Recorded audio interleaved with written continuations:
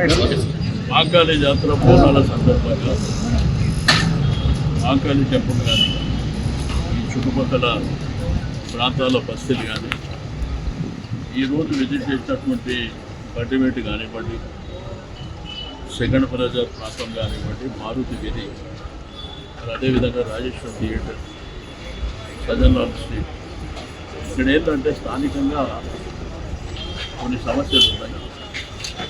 ఆ సమస్యలు ఏంటంటే కొన్ని రోడ్లు కావచ్చు, సిగరెట్ కావచ్చు, స్టామాటలు కావచ్చు, ఇక్కడ ప్రజలు కూడా చాలా ఇబ్బందులు పడుతున్నటువంటి సందర్భాన్ని పురస్కరించుకొని విజిట్ చేయడానికి అధికారులు కూడా వీలైనంత తొందరలో శాంక్షన్ చేసి ఆ సమస్యల పరిష్కారం చేపట్టడం జరుగుతుంది.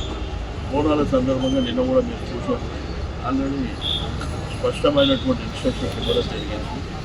ప్రజలకు, భక్తులకు ఎటువంటి ఆటంకాలు లేకుండా అన్ని డిపార్ట్మెంట్ల సహకారంతోనే ప్రమాణాలు చేపట్టాలి.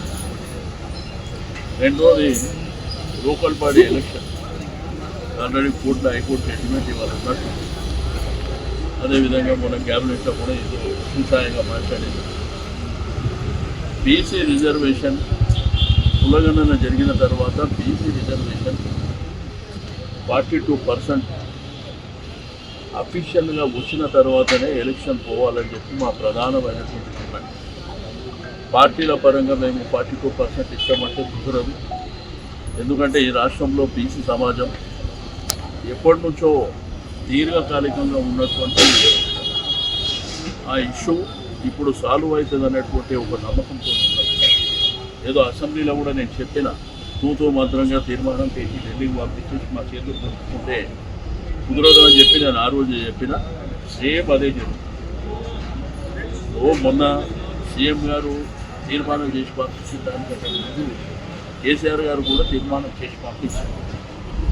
అట్లా కాదు, మీరు లోకల్ బాడీ ఎలక్షన్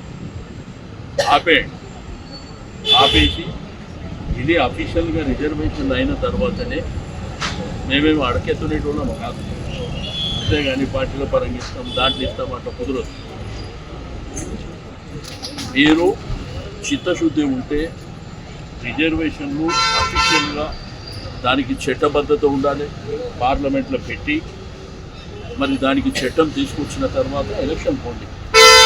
అప్పటి వరకు మీరు ఇట్లా తొందరపడి మేము పార్టీల పరంగా టికెట్ ఇస్తామనుకుంటే తప్పకుండా బీసీ సమాజం మేము గుర్తు చేస్తాం.